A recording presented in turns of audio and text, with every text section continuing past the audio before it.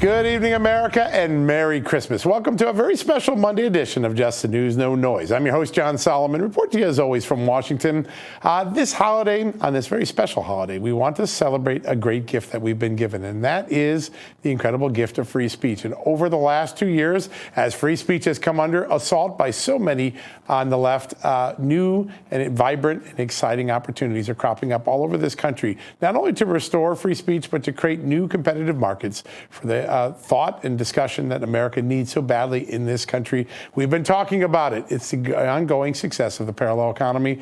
Over the course of the next hour, we'll be joined by musician John Rich to talk about his new music.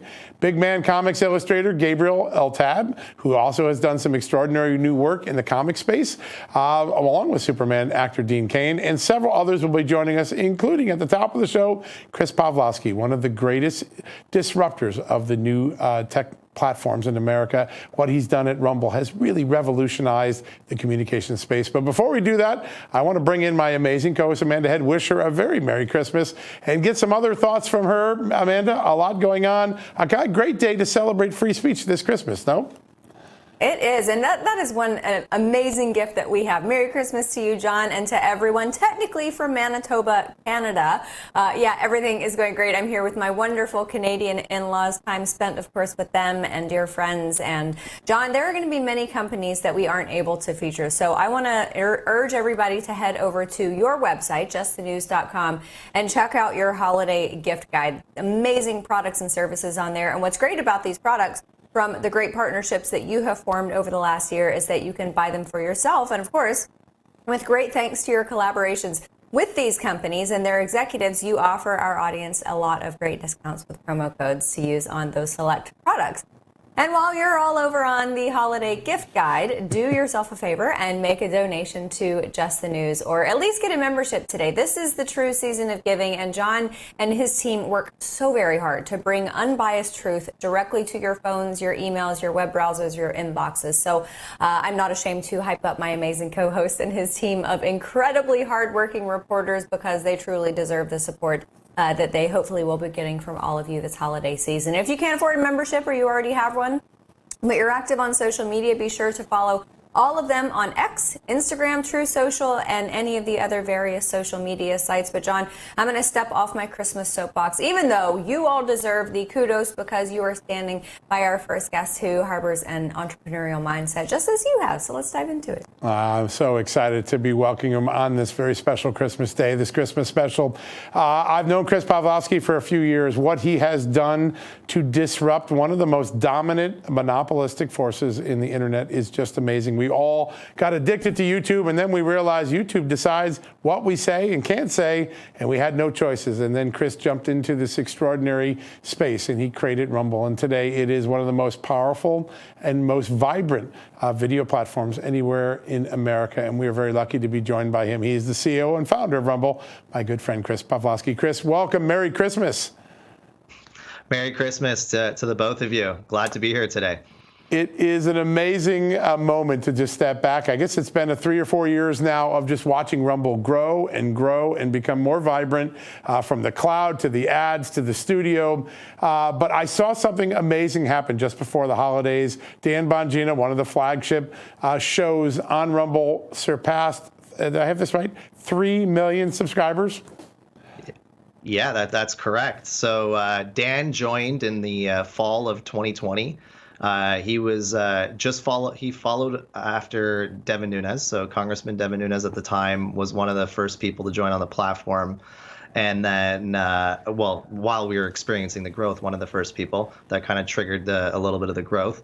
And then Dan came on in the fall, and he just posted, I guess it's 2.5 years later, he posted 3 million subscribers on Rumble, which is like an amazing feat. I think the most he ever had on YouTube was 700,000. He now has 3 million on Rumble. He's posting, yesterday alone, he had 127,000 live concurrent viewers at one moment. That's close amazing. to 1 million total viewers on a lot of his shows, lots passing 1 million. So he's he's really setting the internet on fire right now and showing the world what you can do on an alternative platform like Rumble, and showing how you can grow and lead the way. So we're super excited that he hit that milestone. He's the single biggest creator on Rumble when it comes to subscribers, and he's been loyal to the platform for 2.5 years now. So we're super proud. It's impressive. That's incredible, and congratulations to him and you also. You know, I remember when Rumble first burst on the scene, and similar to some of the other alternative social media platforms, everybody was saying, oh, it's just going to be conservatives. It's going to be a conservative hub for videos and other content. That's not the case, is it? No, exactly. That's actually changed quite a bit in 2023. The leading, political affiliation on Rumble right now, according to Comscore data, is putting independence and no affiliation combined as the biggest group of viewers on Rumble. So that, that kind of flies into the face that we're a platform only for a certain type of content. It's obviously not in an election year right now. A lot of people have there's been a lot of gamers coming onto the platform. There's been a lot of people seeking different types of content, and obviously we've been growing different types of audiences on the platform as well. So it's a platform for everyone. We like to take a neutral stance on everything, and we don't like to lean one way or the other way. That is exactly the mistake that I think the other platforms made, is they all chose a side, and they all chose to go to a side, whereas Rumble kind of stayed in the middle, stayed neutral, and never picked a side, and never will. Yeah, that's what's the brilliance of it. It's the way we used to be in this country until more recently. Chris, you've done so much more than just create an incredible video platform. You've created an advertising platform. You've created a back end, which is very important, because we've seen people get thrown off of major computer background infrastructure because of their beliefs or their sayings. Tell us a little bit about the breadth of what Rumble's become, because it's not just an amazing video platform. Yeah, it's super important. Thanks for asking that question. So we probably all remember what happened a couple years ago with Parler. Amazon deplatformed the whole the entire platform and virtually put it out of business overnight by doing that. So when we were experiencing growth, we decided that it was really important to kind of build our own infrastructure and not rely on any of the big tech companies to supply any of the infrastructure for us. So we've been building our own cloud and our own infrastructure. We are trying to build completely off the grid from big tech so that we can be completely self-reliant and not depend on any of the big tech companies. So that's what we've done. We've launched the cloud into beta. One of our anchor tenants that was there first was Truth Social. So we have Truth Social as one of our anchor tenants early on. And we're looking to release that cloud out of beta early in 2024 so that every business out there can join and run their business on a platform that has similar values to what they have. So we're excited to roll that out. It's in beta right now. If you're interested in it, you can sign up at rumble.cloud and jump on that type of infrastructure that matches your values. On the other side, we've also been building an advertising ecosystem. So we built the Rumble Ad Center. And once again, Truth Social was one of the first partners on the platform to utilize this platform that we're building. So we don't want to be dependent on big tech as well for advertisements. So we're trying to get away from any of the big tech claws that can kind of hinder our growth and stop us from doing certain things. So we built the Rumble Advertising Center, where any product or any service out there can come and directly advertise directly to the Rumble audience. Amazing. Just amazing. Yeah, Chris, it seems like content creators over on YouTube are getting to this place where they are just beaten down by YouTube. They're constantly getting strikes. They're constantly getting notifications from YouTube, the overlords controlling their content. And I'm sure a lot of them are looking for alternative places to take their content. For someone who has a huge following on YouTube and they want to take the step, they want to dive in with Rumble, what is that process like for them to get their following back up to what was on par at YouTube? So I think Dan is like an excellent example, and even Steven Crowder. Steven Crowder still has a YouTube channel, and he uses his YouTube channel to really kind of bring in a lot of the users that were on YouTube. And he did that very early on, a couple of years ago. And now anytime he decides that he streams on YouTube simultaneously when he's streaming on Rumble, it's almost like a 10-to-1 ratio of users watching on Rumble, because he's constantly advocating for everyone to watch on the Rumble platform, that because it aligns with his values. And I think that's a perfect way to do it. You can use these other platforms to kind of bring your audience over. You need to do it as soon as possible, because one day you can wake up and that platform might not be there for you anymore. Whereas at Rumble, you can rely on us to be there. Yeah, that's so important. Chris, we got about a minute left. What do we expect? 2024 elections, a big year. I expect Rumble's going to keep growing like a monster. What are the big things to watch for in 2024? So yeah, like I've been saying over and over again, I think 2024 is the Super Bowl year for Rumble. It's an opportunity where now we have a really good product entering the market. We're going to have the Rumble Ad Center coming out of beta. We're going to have Rumble Cloud coming out of beta. We're going to have the election year, where I think we're probably one of the best platform, hands down, to get information that's not being censored or information that's not being influenced by any corporate media. So I'm really looking forward to 2024, launching all these products, taking them out of beta, and really capturing that audience in 2024 the way in a way that we never have done before. Yeah, you've been able to help an entire part of America avoid being deplatformed technologically, deplatformed or demonetized, and also to have an incredible experience. Chris, you have really done a great service to this country. We are so grateful. Want to wish you a very Merry Christmas and a very successful 2024. Thank you, John. Thank you, Amanda. Merry Christmas to you as well. Yeah, just an amazing story, folks. So much of our content at Just the News goes on Rumble. We see such incredible engagement, 5, 6, 7x what we get on YouTube. It is a remarkable thing. Chris has done great work, and it is an incredible gift to this country to have restored free speech to his platform. All right, we're going to take a quick commercial break. We have lots more disruptors on the way on this very special Christmas edition. We'll be right back after these messages.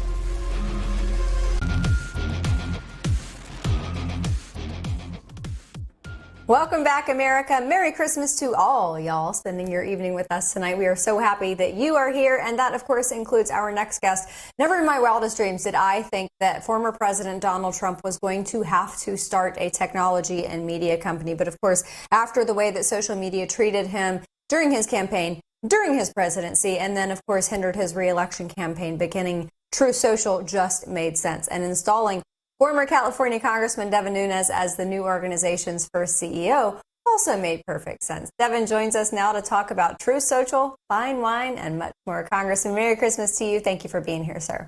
Oh, it's a joy to be with both of you. Two of my favorite people, for sure. Oh, back at you. Likewise, likewise. And we're going to work our way to the fun part about the wine, but I want to get down to business and start first with Trump Media and Technology Group, because this obviously was something born out of necessity. That's what they say about invention. But it has grown by leaps and bounds and is now quite competitive with other social media platforms. How did you do it? Well, you have to go back to Parler, I think, which was one of the worst things that ever happened in U.S. history, was to watch that company be taken down. And I was one of the first people to go to Parler. I was also happened to be the first person anyway, other than funny animal videos. I was the first person on Rumble. So I was also the first person to be shadow banned by all of the big tech giants. So when Parler got taken down, I think it was a dark day in history, because it wasn't, everybody talks about how they were taken off the app stores, but and lost their web servers. But reality is that there was like some 24 companies that refused to do business with them. So you took what was then a billion, maybe multi-billion-dollar valuation of a company, and you destroyed it overnight. So I went around the country talking about this, and then lo and behold, of course, Donald Trump was kicked off of, like millions of Americans, kicked off of all the platforms. So when he called me and asked me to leave Congress to start this company, it was something I couldn't say no to, because I know it's needed. I mean, we have to have the internet highway open for all points of view. So it really is the most basic right as a U.S. citizen that's guaranteed in our Constitution, and that is the right to free speech. So every day we are working on new technology here, to make sure that we allow all Americans and people all over the world a place to have their voice. We are their voice. We are a movement, and we're going to continue to provide and look for other features that we can allow things like Real America's Voice, your show, also to be featured into the future. Yeah, that is such an exciting opportunity, and it really has. So you said a highway. You opened up a whole new highway for free speech at the very moment the government and big tech, and we didn't have it fully unraveled at that point, but they were suppressing us in ways big and small. The Elvis Chan operation, all the other different censorship machines that we've now learned. Today, it is now has a strong foothold, and what's interesting around it now is it isn't just a social media platform. It's become a community, and I'm really interested. You fostered from the beginning. You didn't want this just to be a social media platform. You've created a sense of community. There are groups. There are also brands selling there. You got launching music that goes to the top of every chart in America. Yeah. How did you do that? Why is it important in today's world that a digital platform not just be a business, but a community? Well, one of the things I wanted to make sure of is that, with President Trump, he was well known for his tweets, mean tweets, and all the nonsense that the fake news talks about. But, we never wanted to be, I've never thought that Twitter is anything other than a digital PR wire. It's not a place where you can really social network. And that's what we're building. So we're trying to take the best of Facebook, Instagram, TikTok, and Twitter, X, whatever it's called, and put it into one easy to use app, including the groups. And the groups are, I think, a feature that, we've been building it. We beta tested it. We launched it. We've made some improvements to it, and for the next couple of years, that's going to be, I think, an important component. This ability of our whole company here, because and people don't know this exists now. But if you wanted to on True Social, you can develop your own little family group, like private. So if you want to get on there, and some people have private groups, so they're they get on there, they want to talk freely amongst themselves. They don't want the fake news in there trying to grab stuff and share it.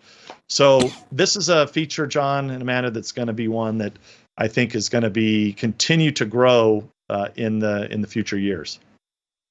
More with you, no doubt about it. I want to ask you, I don't want to dampen the mood of a Christmas special about parallel economy with congressional business, but I do have to ask you about your old haunt, because there is a relatively new Speaker, Mike Johnson, and you had these two committees, Judiciary and Intel, for you as an alum, looking at these competing bills to reform FISA, which you have a very close relationship and awareness of. If it was up to me, I would have taken the best bits from each of those bills. Neither one of them ultimately prevailed. How disappointed are you? Well, look, it's really simple. I think neither bill did what I actually called for, even 5-6 years ago, that needed to be done. And that is that the legislative branch of government needs to have full access to the FISA court transcripts, and documents. Now, there's a number of different ways you can do that, but the process has been used already using the Gang of Eight process, where Republicans would have a couple staff from the House, a couple staff from the Senate, that would then report to committee chairs and or ranking members. The Democrats would have the same. That, to me, is the only solution that matters. People get hung up on the warrant issue. Look, there is a need for warrants in some cases there's not.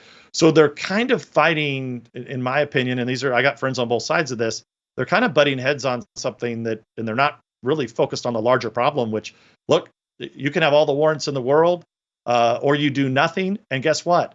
The crooks are still going to be the crooks at the FBI and DOJ. And I mean, remember, they targeted justices that they knew would be sitting on the FISA court. So look, the easiest thing is transparency, openness, having Congress have a role into that is the only solution if you are going to do this type of intelligence collection.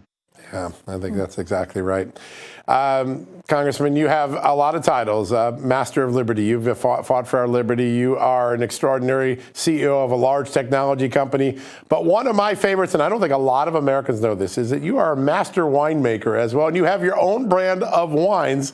Tell us how you found time to make a brand of great wines.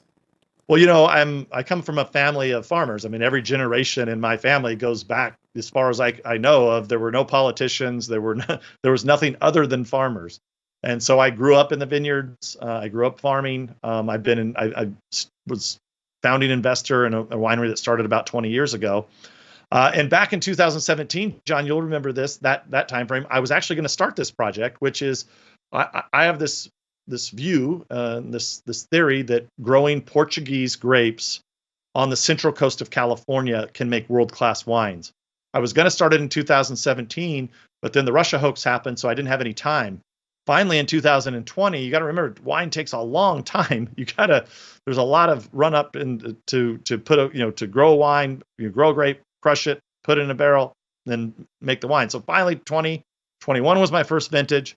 We just released that this year. And I'm proud to say that, look, I think I'm the only company in the United States that's making these world-class wines of Portuguese grapes. And I actually have also one. Ties in True Social here, John, Amanda. Look at the that. Patriot wine, which is a Cabernet wine. And it is, we actually put a poll up on True Social because I was going to make the Portuguese varietals. But I said, I might make a Bordeaux Cab also. And we put up a poll, and the name Patriot won, and therefore you have a True Social named wine via a poll on True Social, and it's really great cab coming from the Central Coast of California, Paso Robles, which many people know. A dose of free speech and a yes. case of wine. I like that. Yeah. Well, look, a couple hundred years ago, the Italian and the French were dealing with parasitic soil, and they purchased some of our American vines. So I guess we get to trade off now between us and Europe. Okay, so tell everybody where they can find those wines. DevinNunesWines.com. Get on there, join the club, and you'll get your wine. We'll ship it out. It's Christmas time, so maybe a little bit delayed, but we'll get it to you for sure within a couple weeks. Yeah, that's great. Join the club. I'm in the club. Join the club, guys. Founders Club. Be a Founder Club member with me, please. I'm going to be in the club too. Devin, thank you so much, everybody. Head over to DevinNunesWines.com. Go ahead. I just want all you to enjoy the wine. That's the main thing. It's just it's a passion project. It's a hobby. Something that I've done for years, and I think you guys will enjoy it. Yeah, we do. I happen to know that we all will enjoy it. So thank you so much for being here, Devin, and thank you for being a huge part of the creation of a parallel economy. You don't want to go anywhere, everybody, because when we return, we have the one and only country music star by the name of John Rich.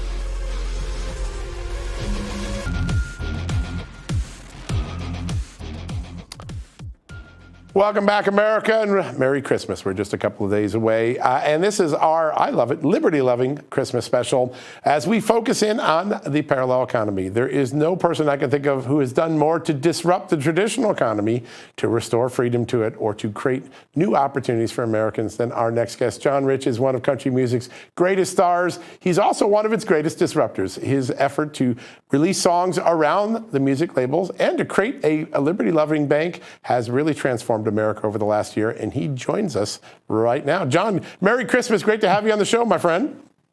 You too, man. I love that background. It's almost like I'm getting John Solomon for Christmas this year. Oh, that would ruin a lot of Christmases. The Bidens have asked me not to show up for their Christmas, so I'm pretty sure I would stay away. Well, listen, you make anyone's Christmas complete. Your music, your enthusiasm, your love for your country, but the parallel economy that you've been helping to build all day, all night, with the bank you started, with the record label and going direct to the American people, you transformed, I think, the economy in a big way in 2023. Tell us at the end of this year what lessons you've learned from that. Well, first of all, I think that, when you talk about parallel economies, it's not just an entrepreneurial effort. It's a necessity, I believe, for Americans to start thinking like that.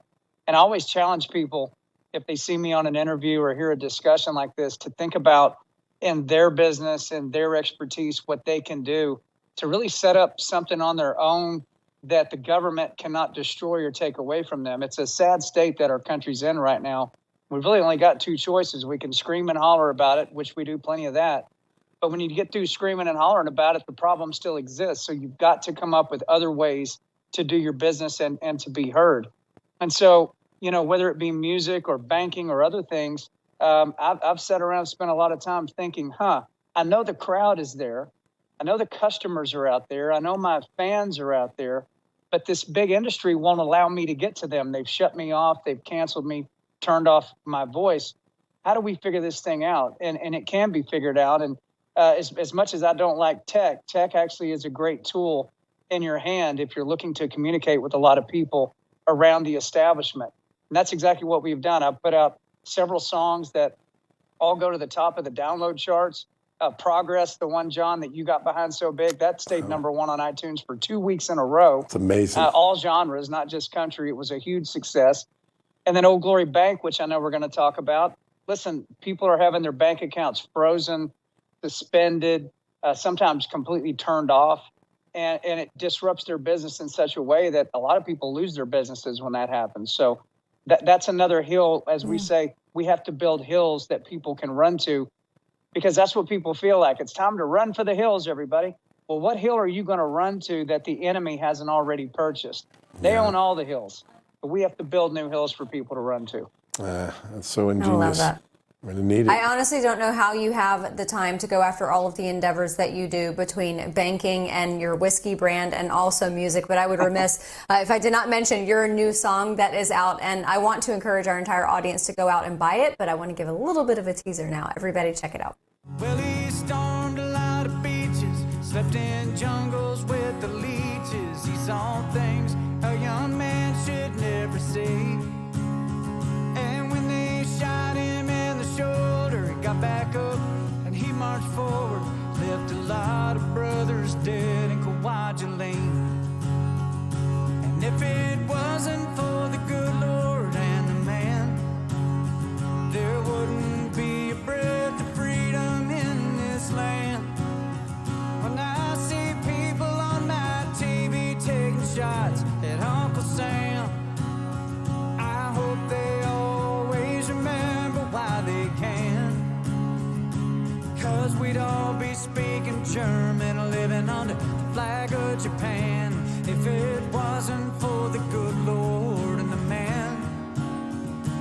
If it wasn't for the good Lord and the man.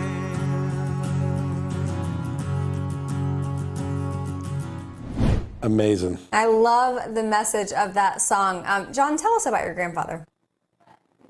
Well, he was a World War II vet, and I think all of us, if I asked you guys and everybody watching to think about a picture that's hung on your wall or your grandmother's wall or somebody in the family of a family member who served, especially from the greatest generation, the World War II generation, you'll probably think of that picture right now. You can probably see it clear as a bell. Yep. And it's been a long time since anybody wrote a song or really did something to highlight their service. And as I see our country now in 2023, you wonder if we got into a conflict of that magnitude again these days, how would young Americans react to that call, to that challenge? Would they step up like the greatest generation did? And I think that's a wide open debate at this point. But back then, there was no question about it. My grandfather signed up when he was 17. He actually lied about his age, signed up at 17. He wanted to go fight. He was furiously upset about Japan bombing Pearl Harbor. And so he went over there and did his job, and he did it very well. And, he came back with PTSD too. They just didn't know what to call it back then. He was hooked on morphine for 2 years when he got back home, had to wean himself off of that, became a farmer, and died at 80 years old from cancer. So, we stand on the shoulders of these people. This song is not just about my grandfather. It's about all those men, all those people that did what it took to keep our country intact. And so they're the shoulders we stand on. And I firmly believe we are the shoulders that the next generations are going to stand on. People that have our last names, people with the last name of Solomon, John, that you'll never meet, that'll be along a long time after you're gone. People named Rich that'll be along after I'm gone. They are going to look back and say, what were you doing? What was my ancestors doing when the country got into that shape? I hope they stood up and tried to do something about it. That's what this song is all about.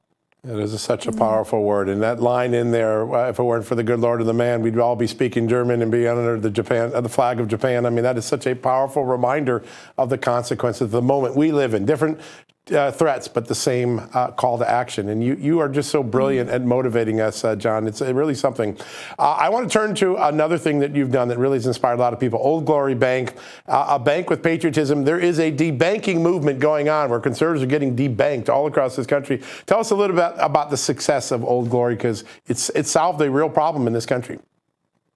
Yeah, so this all started when we were watching the trucker protests happen up in Canada. And Justin Trudeau could not get them to leave, just couldn't get them to go. And so his final move was he started freezing their bank accounts, not just the truckers, but the company that the trucker drove for. If you were a tow truck company that refused to tow the trucks, they'd freeze your bank account too. They just started mass freezing everybody's bank accounts. And that eventually broke their backs and ended the protest.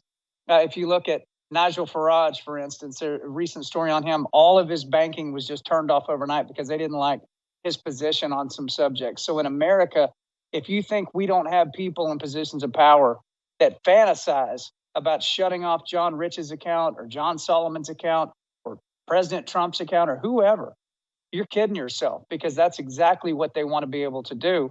And so as we recognize this problem, Dr. Ben Carson, Larry Elder, myself, and a bunch of other guys said, we got to build a new banking platform where you will never be punished or canceled for exercising your constitutional rights. Now, it's a pretty pathetic thing that actually has to be a business model, but it is, because that's the state our country is in. So oldglorybank.com is where you go to open up an account. We now have tens of thousands of accounts, people doing their banking there.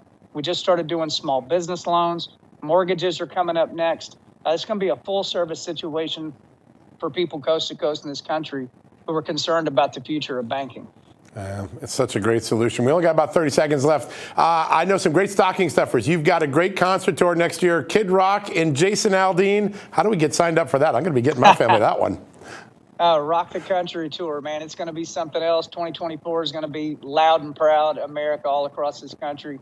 Go get your tickets, show up and see us. We can't wait to be in your hometown. Yeah, it's going to be a really, really fun night. I know my family's going to be buying them for our local concert venue right here. John, we want to wish you a Merry Christmas, and I want to just personally thank you. You have shown a courage, a passion, and a love for this country that few in country music have put out there. You put yourself out there. You've made our country better. We really appreciate you, my friend. Very kind of you to say. Merry Christmas to both of you. Have a great one. God bless you, my friend. All right, folks. And go download that song, The Man. That's an incredible song to share with your family this Christmas season. All right, we're going to take a few commercial breaks here. We'll be back in a few minutes with more conversation on our Liberty Free Christmas special.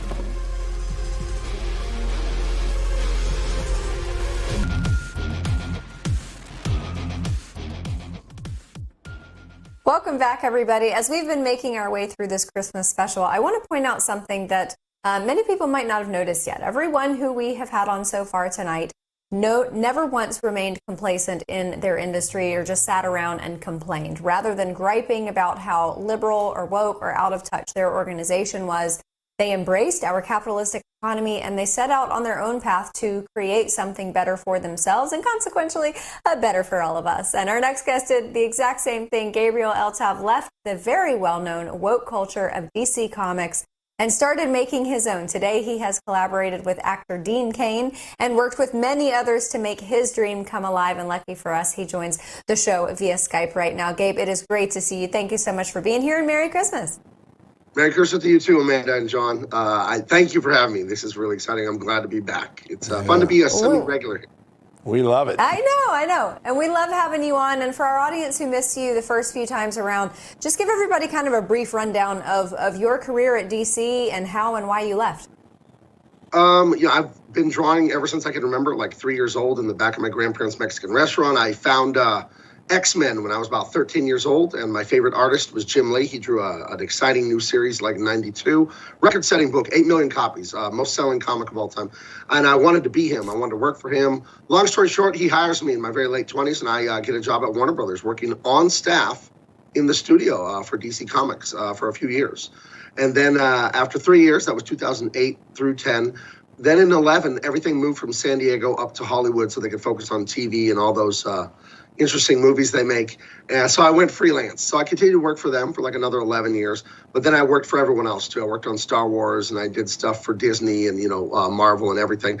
I had a lot of fun, but somewhere in like the teens, in mid-Obama stuff, everyone noticed culture started getting more and more woke. And it just got to a point where it felt like it was encroaching in on me. Like, the book I'm on is not, but then more and more and more. And eventually they got to this very un-American Superman book they wanted me to work on and this and that. And I was in the middle of about to sign 2 new contracts with them, 2 extensions. And I couldn't do it. I couldn't stay there and make woke stuff, which in my opinion doesn't have artistic merit, and it's filth. It's bad for people. It sends bad messages, and it diminishes people's lives. And that's not why I'm an artist. So I went independent, and I've had nothing but success making independent comics. And they're not anti-woke, they're not woke, they're not we hate Democrats. They're just awesome action adventures with good morals and uplifting stories. And I wouldn't have made friends with people like you, John, Amanda, or the great Dean Cain, who I've collaborated with on my latest project, Dean Cain, All-American Lawman. So that's where we are today. That's a long journey from little boy to 45-year-old man now. So it took a lot of courage to walk away from, really, you're at the pinnacle of the industry, and you're one of the, literally, the creme de la creme artists in the world, and you walk away from that because your values are more important than the money. It's a really remarkable thing you did, Gabe. I want to ask you, this Dean Cain project, we had Dean on a couple weeks ago. He's so excited about it. Tell us a little bit more about the inspiration for this and the reaction for it. I recently saw a live stream on it. It was awesome. Oh, did you catch us with Eric July on Monday? Or Yes, Monday. Yeah. Okay. So yeah, I've teamed up with some great people in the independent comic book world, and we're just giving you those classic adventures from the 80s and 90s where it was still family-focused kind of morals, the strong man, the beautiful woman. The bad guys are actually bad, and the good guy's not just another bad guy like a lot of postmodern garbage like that. And I was working on the first book I did when I left DC Comics. It was called Truth, Justice, American Way. And it was kind of my version of like Superman, Batman, Wonder Woman, like classic superheroes, but taking away the woke elements and adding in a lot of heart and heroism and patriotism, because they ditched that motto in that Superman book they wanted me to do that I walked off of. They had Superman officially ditch that motto, Truth, Justice, the American Way, which is very insulting and nonsensical. But anyway, at the end of that project, nearing the end of it, I was drawing it one day and I started thinking, what am I going to do next? And I had been friends with Dean for about a year, because when I came out against DC Comics and Warner Brothers, it made global news for about 2.5 days. It was surreal to be international news, getting calls from news organizations in Europe, articles written about me around the world, that Superman artist is basically, it's like if you were going to a restaurant and the chef is standing out front saying, don't eat here. You know, that's kind of what I did with Warner Brothers. Like, this is horrible what they're doing.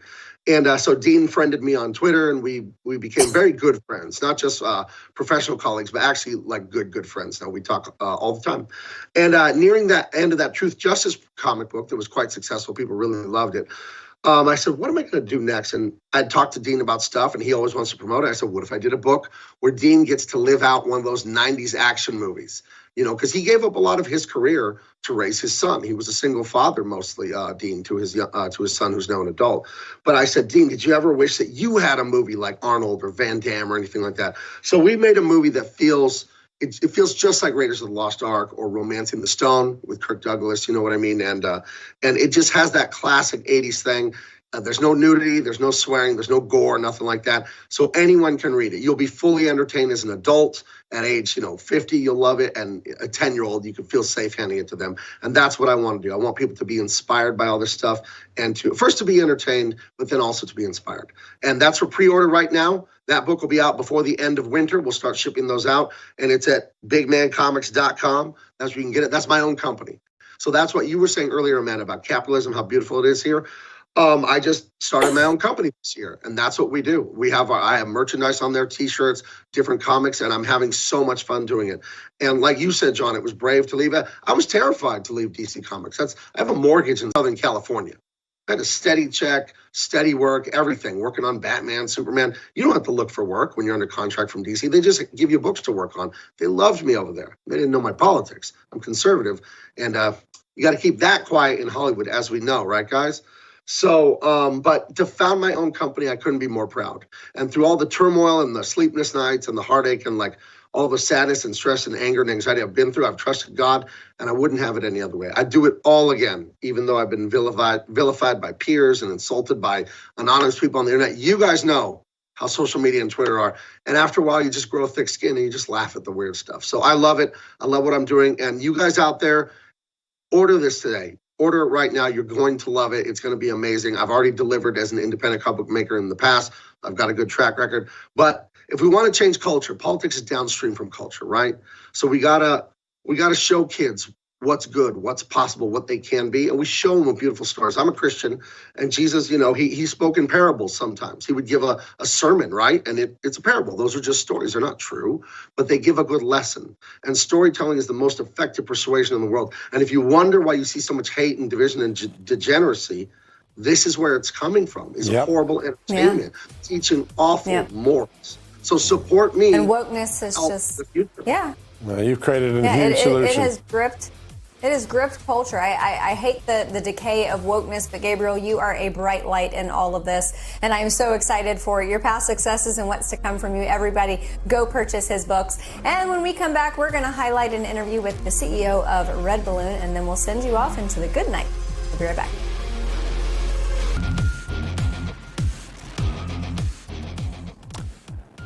Welcome back, America, and Merry Christmas. Yep, just a couple days to that very special holiday. Now, keeping politics out of the workplace shouldn't be too difficult, but nowadays one could only dream. However, there is a new company called Red Balloon, and while you may still be unfamiliar with them, you're more than likely to remember their viral advertisement from a few months ago. Take a look at this. When I grow up, I want to be hired based on what I look like rather than my skills. I want to be judged by my political beliefs. I want to get promoted based on my chromosomes. When I grow up, I want to be offended by my coworkers and walk around the office on eggshells and have my words policed by HR. Words like grandfather, peanut gallery, long time no see, no can do. When I grow up, I want to be obsessed with emotional safety and do workplace sensitivity training all day long. When I grow up, I want to climb the corporate ladder just by following the crowd. I want to be a conformist. I want to weaponize my pronouns.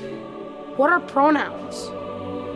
It's time to grow up and get back to work. Introducing the #1 woke-free job board in America, redballoon.work. 45-second, the greatest retort ever to the woke economy. Joining us right now, the man behind the extraordinary Red Balloon experience, Andrew Capricetti. He's the CEO. Andrew, great to have you on, my friend. Thank you, and Merry Christmas, everybody.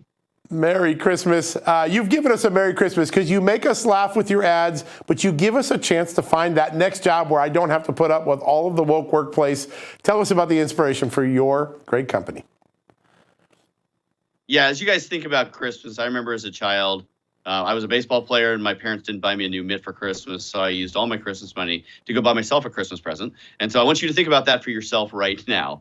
As you are in a job, I want you to think about how much of the woke environment is affecting your worldview, affecting your whole outlook on life and the way you interact with your family. And it's probably more than you want to admit, or the more than you actually realize. And so redballoon.work is America's pro-freedom job board. It's where you can find companies who value the Constitution, who value America, who value the lifestyle that we all love and we all believe in, and you can go and find them and go work for them. And if you're an employer and you think, man, I would love employees that want to show up to work, they're not going to be whiners, but they're going to bring value to my company and help me make money because they think capitalism is actually a good thing, then you should go to redballoon.work. You can post your jobs or you can hand over the recruitment process to our team. We have a team that's focused on helping you hire people who are values aligned. We're going to save you a ton of money in that hiring process.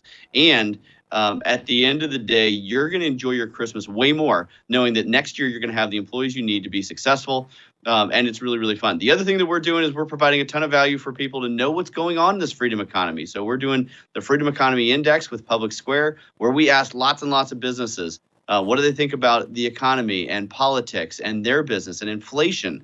What's happening in Ukraine? And so if you want to know what's happening in the minds of the small businesses in America that actually are the lifeblood of our country, you can check that out at the Freedom Economy Index. And if you want to be part of that Freedom Economy Index, all you have to do is sign up at Public Square or sign up at redballoon.work. You don't have to pay any money, but you can participate in this survey that is starting to turn a lot of heads in DC and in the mainstream media because all of you, you're the people who actually matter to America. And unfortunately, a lot of people in DC feel like they're the center of the universe, but the reality is the small businesses that make up America are what makes this country go. And so we love supporting those businesses, and redballoon.work, we're part of this freedom economy, and it is a blast. So the water is nice. Jump right in. I love it. And Andrew, I love the ad. I love that it points out exactly this ludicrous, farcical nature. I mean, it's funny, but it's also kind of pitiful. Talk to us about exactly how Red Balloon works, because we all know about those other job search websites and such, and we also know that they unfortunately have gone woke. Does Red Balloon operate similarly, where as a job seeker, you can upload a resume, as a job provider, you can sift through resumes, you can search, by category and things like that? That's right. So the big job boards, Indeed, and I'll name one of them, they canceled Answers in Genesis because they thought that Answers in Genesis, which is a Christian organization, they have the Ark Encounter, they canceled them because they're Christian and they're conservative. And I think that's wrong. And so we support the businesses like that. If you're a business, it's really straightforward. You can sign up, you can post your jobs. We're going to have tens of thousands of job seekers looking at those jobs. And these are people who have agreed that they're going to show up and not be a whiner and work really hard. And if you're a job seeker, everything is free for you.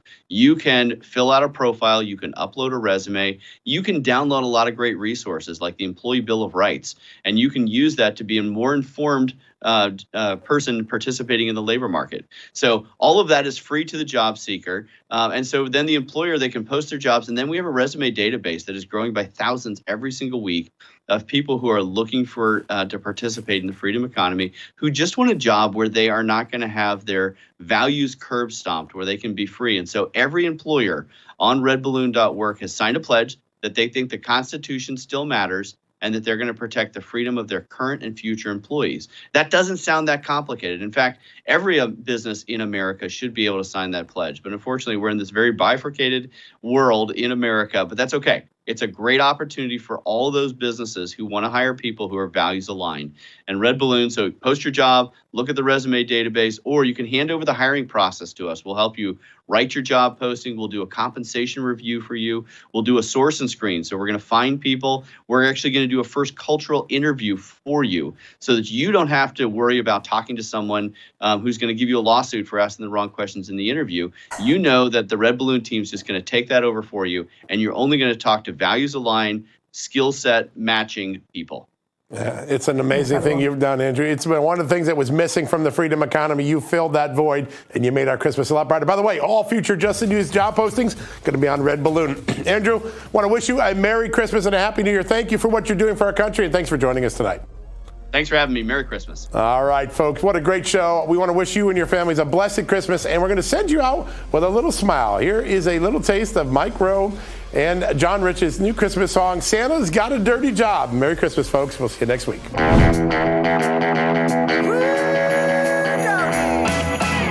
Santa Claus got a dirty job. Dirty job. Santa Claus got a dirty job. Dirty job. Santa Claus got a dirty job, and he does it all night long.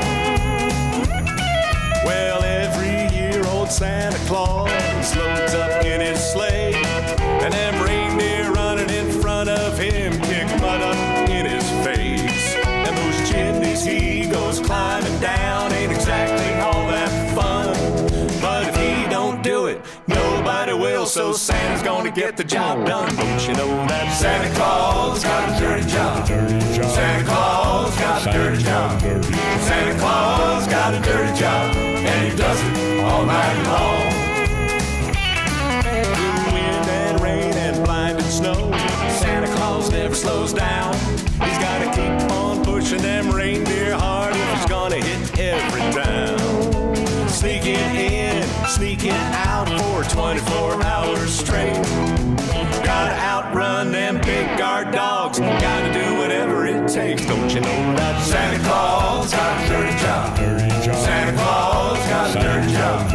Santa Claus got a dirty job, and he does it all night long. You know, John, I was just thinking, old Santa Claus, he's a big man. He visits over 300 million folks every year, and everywhere he goes, you know what he finds? What? Cookies. And he eats them. He's got it. He's Santa Claus. It'd be rude not to. I'm just saying, you wake up in the middle of the night, you see that big man in your house making a beeline for the bathroom, you best get out of his way, because, you know, Santa Claus got a dirty job. Dirty job. Santa Claus got a dirty job. Dirty job. Santa Claus got a dirty job, and he does it all night long. Santa Claus got a dirty job. Santa Claus got a dirty job. Santa Claus got a dirty job, and he does it all night long. Yes, he does it all night long. He does it all night long. Woo! Merry Christmas, Mike Rowe. Merry Christmas, John Boy.